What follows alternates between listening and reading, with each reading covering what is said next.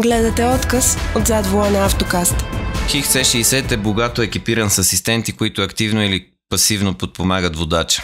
Асистентът за завиване намалява риска от инцидентно излизане извън лента или удар с друг автомобил. Системата работи безупречно и на компрометирана маркировка. Карали сме почти всички от модерните автомобили и не е мит, че Volvo са най-добри по отношение на пътната безопасност.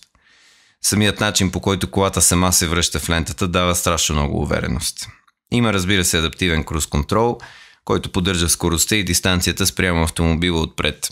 В интерес на истината, има ситуации, при които като че ли системата активира по-агресивно спирачките, когато предполага пътен инцидент, но в крайна сметка по-добре да се чувстваш по-сигурен.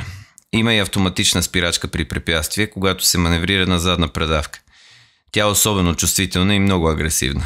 Паркирали сме на места, където има просто едно стръкче по-висока трева и колата е заковавала на място. Може да се изключи еднократно чрез опция от дисплея, което винаги е вариант. Звука, който колата издава при продължително каране без да се държи волана, не е пронизваща.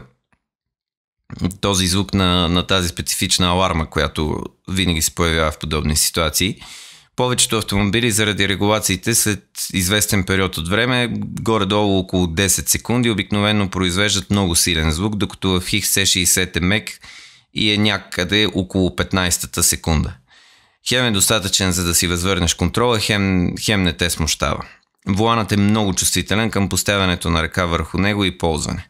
При други производители често се изисква минимално движение, за да се даде индикация, че шофьорът е активен, и това може да е толкова изнервящо, че да направи използването на системата де-факто ненужно. При Volvo обаче системата разбира, че шофьорът е буден, активен и внимава дори и при просто поставяне на ръцете върху волана, без да е необходимо да се правят минимални корекции, а това от гледна точка на комфорта е огромен плюс. Твърдостта на самия волан. За да получите цялата информация, абонирайте се за канала Зад волана и изгледайте това видео.